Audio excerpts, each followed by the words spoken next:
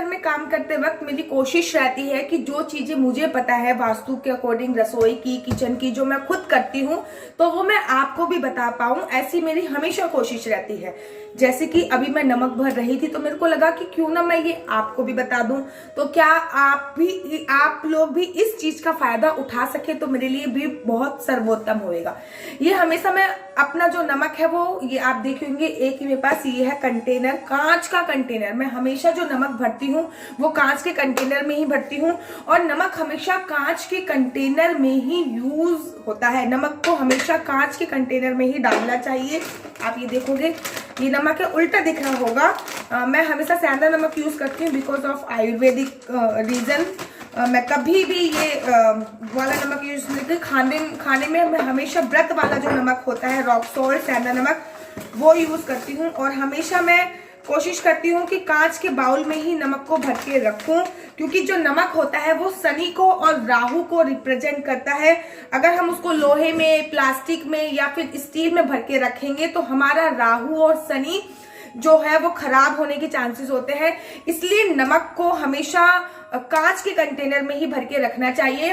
वैसे तो मसालों को भी कांच के कंटेनर में या फिर लकड़ी के कंटेनर में भर के रखना चाहिए, लेकिन जो नमक होता है वो सभी मसालों से ऊपर होता है, सभी मसालों से। क्योंकि दीदी आपके पास कथाएं बहुत है, तो ग्रंथ पढ़ती रहती हूँ, कथाएं पढ़ती रहती हूँ, तो उनसे मेरे पास कथाएं बहुत आती हैं। एक बार सत्यभामा जी ने श्री कृष्ण जी से पूछा, मैं आपको किस तरह लगती हूँ, मैं आपको कैसे लगती हूँ, मुझे एग्जाम्पल दे के बताओ कि मैं कौन से फूल की तरह, कौन सी पत्ती की तरह, सागर की तरह, मोती की तरह कैसी लगती हूँ मैं आपको।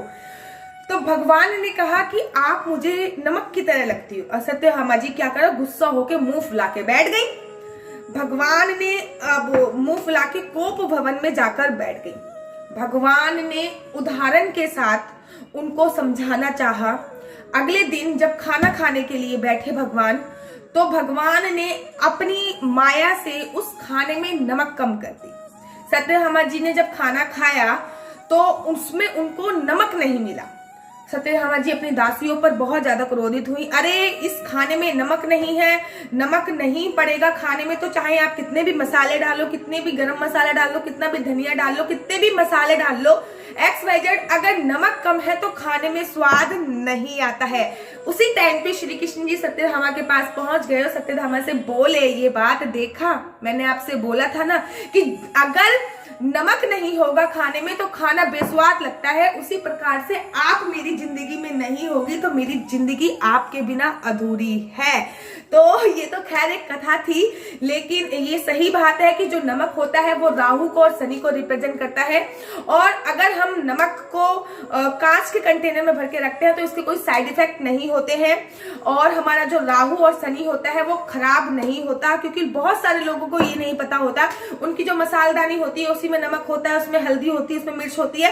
तो आपको ये बात विशेष ध्यान रखना है, क्योंकि आप मेरे साथ जुड़े हुए हो, आपका खुद का भगवान के नाम का जो चैनल है हरि बोल, आप उसके साथ जुड़े हुए हो, और हरि भगवान के साथ जुड़ने के पश्चात तो आपको इन बातों का ध्यान अपने आप ही स्वतः ही हो जाना चाहिए। आशा करती हूँ आपको मेरी वीडियो पसंद आती होगी। अगर आपको मेरी वीडियो अच्छी लगती है तो आप अपना YouTube चैनल हरि बोल को लाइक, शेयर, सब्सक्राइब करना बिल्कुल भी मत भूलिए। तब तक के लिए राधे राधे, जय श्री कृष्णा, हरि बोल।